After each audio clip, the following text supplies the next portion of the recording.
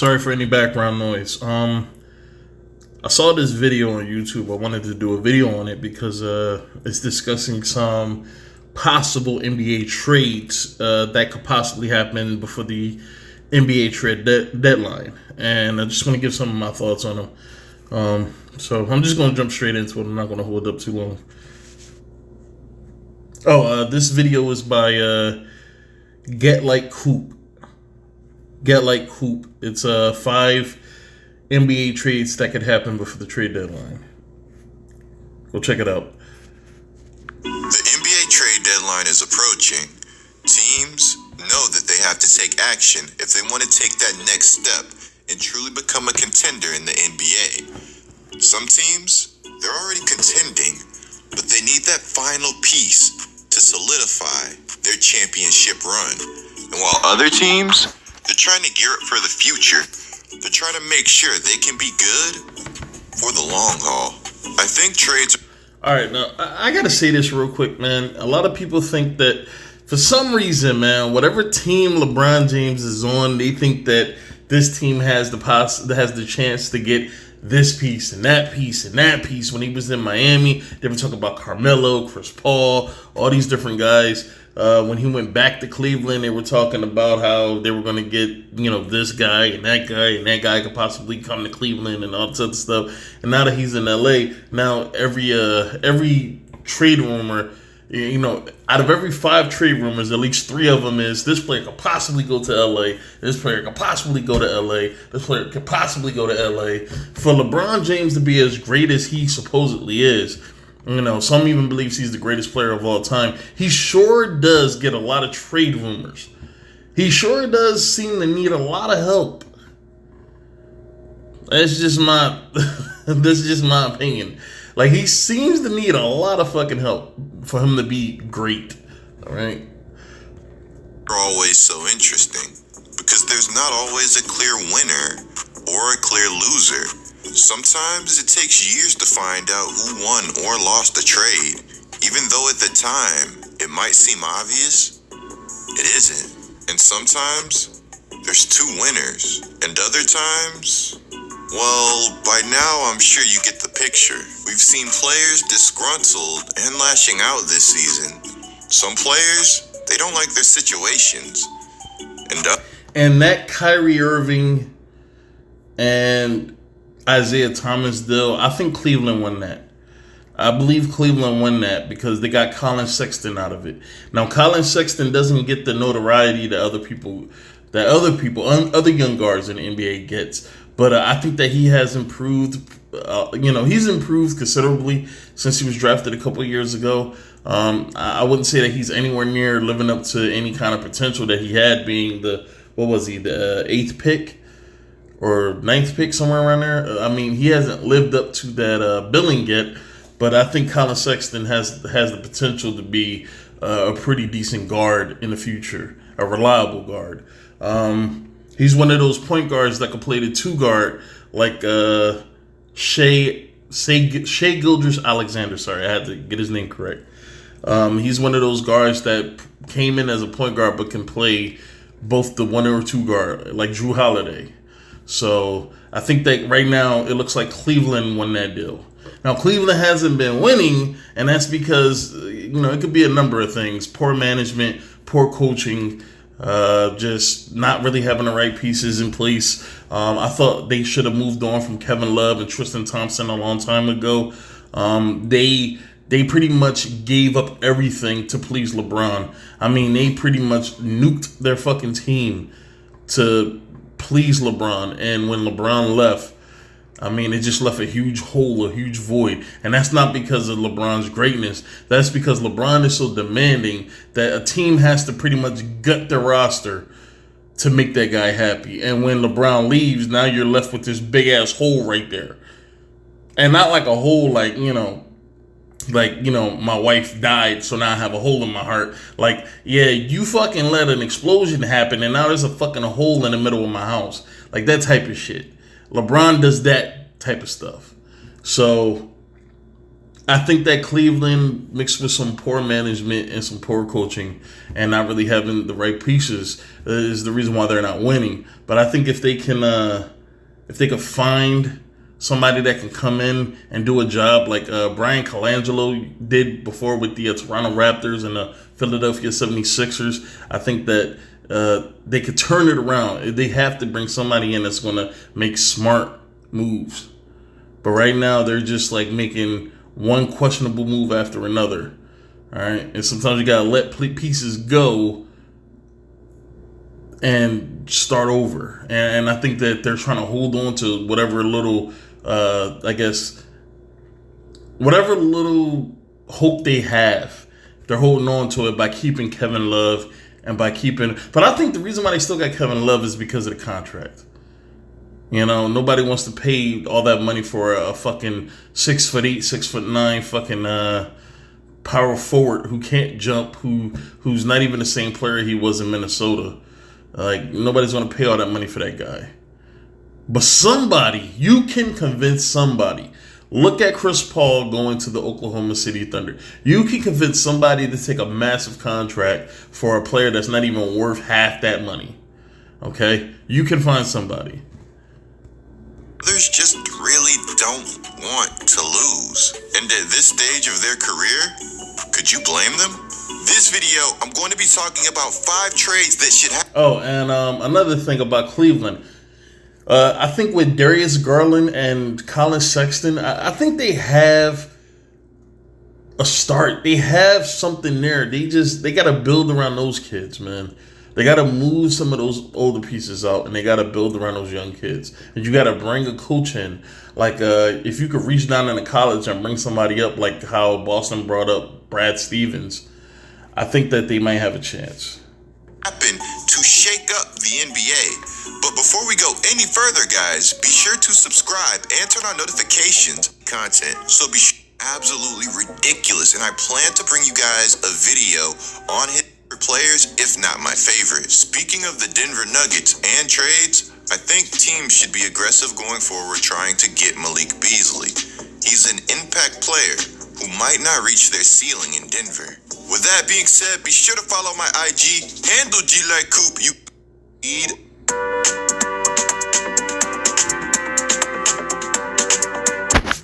All right, sorry, I had to skip that ad, but I'm gonna let his social media thing play because I am using his video, so I at least want him to get his information out. He's an impact player who might not reach their ceiling in Denver. With that being said, be sure to follow my IG, handle G like Coop. You guys will not want to miss another post. First on my trade list, I have the Los Angeles Lakers trading with the Brooklyn Nets. Kyle Kuzma.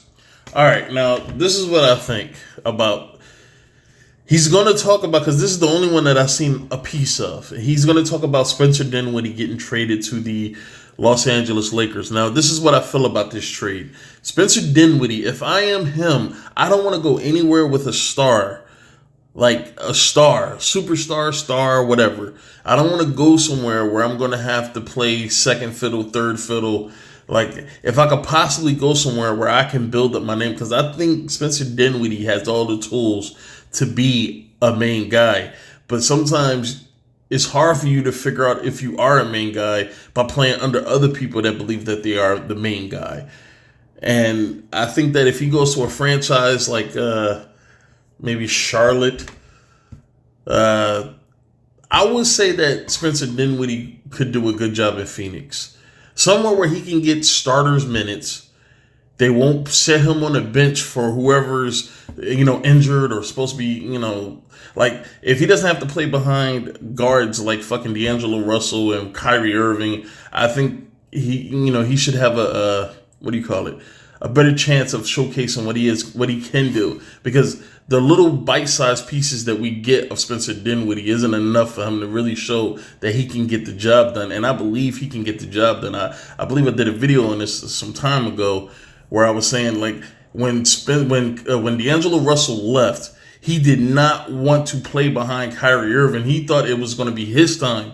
And he thought if Kevin Durant did go there, that it would be Kevin Durant and him at point guard. And those two guys would be spearheading that team. But then Kevin Durant wanted Kyrie to come, and then there's all this other shit. And, so now he's stuck playing behind another fucking guard. So if I'm Spencer Dinwiddie, I don't want to go anywhere where I will be fucking handcuffed.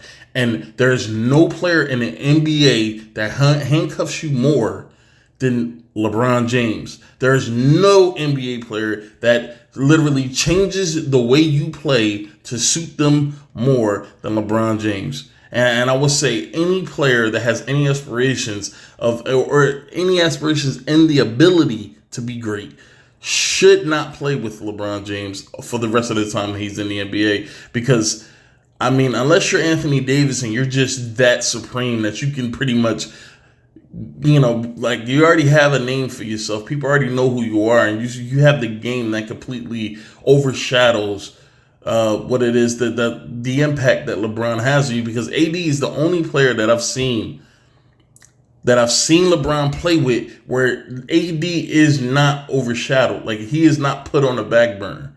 He's not bogged down to some fucking supplementary role like, fucking Chris Bosh and Kevin Love. He's the only player that I've seen that played with LeBron at that has a name for himself, that didn't get pigeonholed like that. And unless Spencer Dinwiddie has a name like that, for himself, I wouldn't even attempt it. Because Spencer Dinwiddie could go in with the expectations of being the starting point guard, but you might just be another fucking guard that has to wait at the 3-point line and wait for LeBron to pass you the fucking ball. And we all know that's the way LeBron plays. He wants to dribble, and he wants everybody to be at a 3-point line, so when the defense collapses in on him, he can kick it out to the open man. And if I'm Spencer Dinwiddie, I don't want to be in that situation. Now, they don't need a point guard. If LeBron is going to assume the point guard responsibilities, they just need a guard that can shoot out there, that when he kicks it out to him, they can shoot. One of those guards is Devin Booker. Now, I believe Devin Booker has the ability to be a star player. I wouldn't say he's a star player now, but I do think he has the ability to be a star player. But I think his mentality, I don't think that he has what Kobe would call a killer mentality. And I think that's the only thing that is keeping Devin Booker from being one of those top-notch shooting guards that can completely destroy you and strike fear in the hearts of his opponents. Now, when Devin Booker is hot, you have to pay attention to him. But I don't think he's not like a James Harden where you literally have to game plan your entire team around defending this guy. All right, so if you could bring a guy like Devin Booker in, I'm not even sure who else would fucking work in a system like that. But you would need somebody that doesn't have a name. You would need somebody that could come in and do the job that LeBron would need them to do, that wouldn't have to change what it is that they do. But I'm going to let the video go, man, because I don't want to sit here and think about this for too long. Sorry, I thought about it as long as I did. And Danny Green for Spencer Dinwiddie.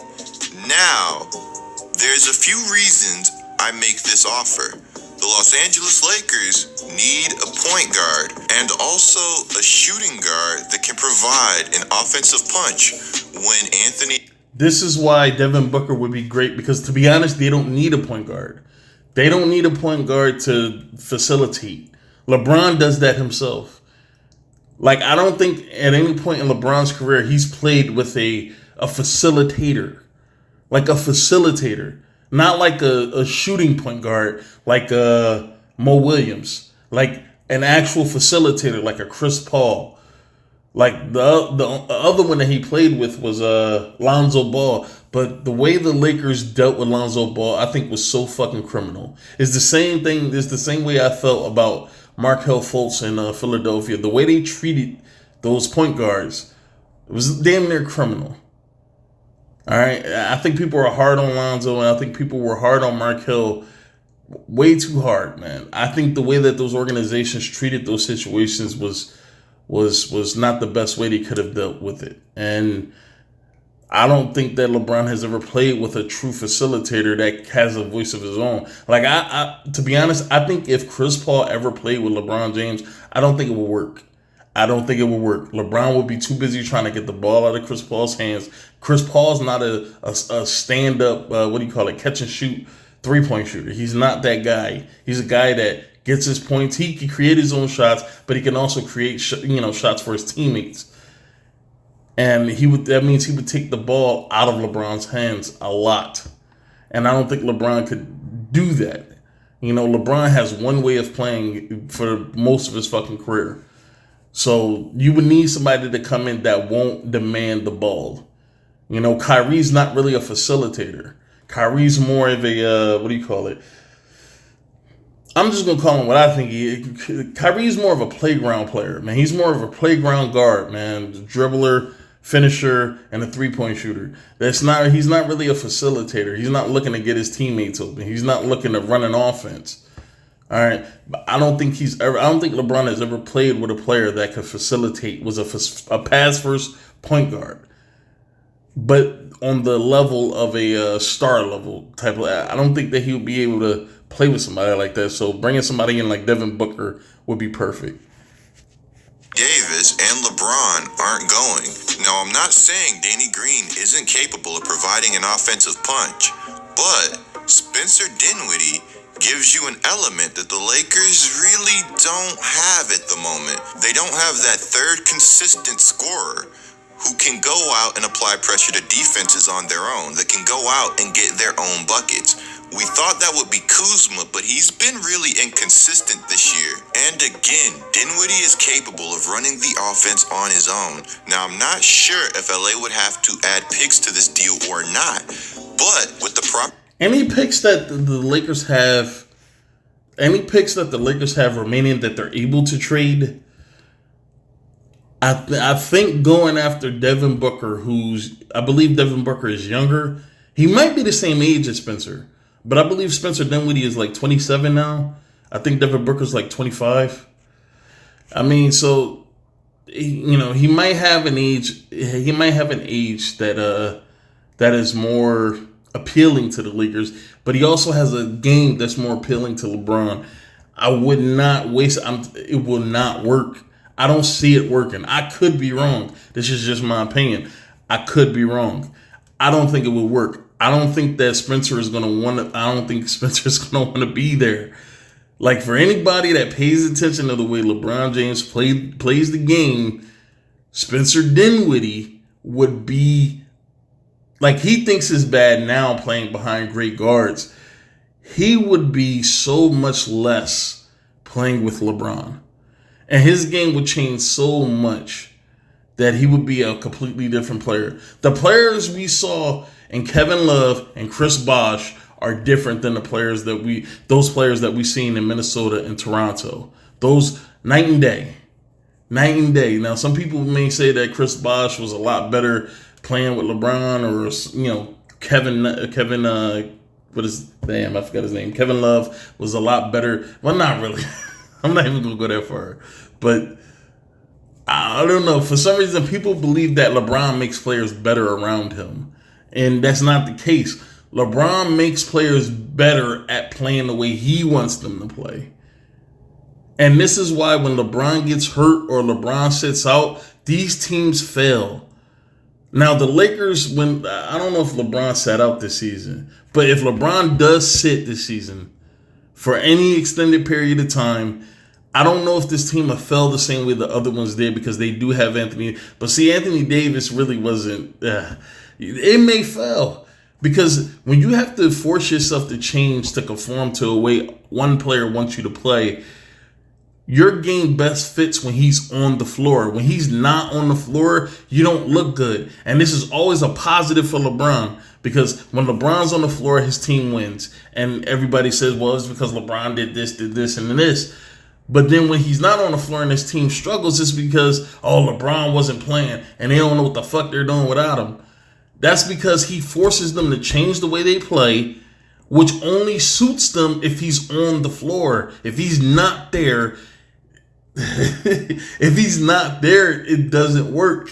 This is why teams can't win when LeBron's on the team. They can't win without him because they have to change so much of what they are to suit him. So it's best when he's there. But it works out for him either way, man. All right, this might be a part one because I'm I'm going in on the Lakers. I'm sorry.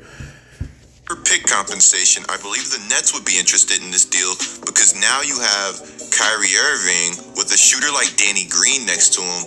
And I know the Nets have Joe Harris, but let's just think. You have Danny Green, a guy that's been in the big moments, that's hit the big shots, that's played in multiple big games throughout his career, that could help bring some experience to a team that may not need more experience, but it never hurts. And then on the other... All right, I need to say this real quick, man. Like, I mean, I get it. This guy is giving Danny Green his due, I guess. But Danny Green has never been successful in the NBA without Greg Popovich or Kawhi Leonard. Okay, we have yet to see Danny Green be on a team. And I'm not saying that this guy, like, he's not capable of playing at a certain level. I'm not saying that. Danny Green does what he does best. All right, he's a 3-and-D guy. Okay, but can you depend on him to play starter minutes? I mean, if you're making this deal, if you're sending Spencer Dinwiddie, who is probably your most prized off the bench guy, like, are you sure Danny Green and Kyle Kuzma is enough? And if the Lakers are making a push through the playoffs, are those picks enough? I mean, because you could easily send Spencer Dinwiddie to somewhere else, get a lot more capital. Like, the picks could be higher. The picks could be more valuable.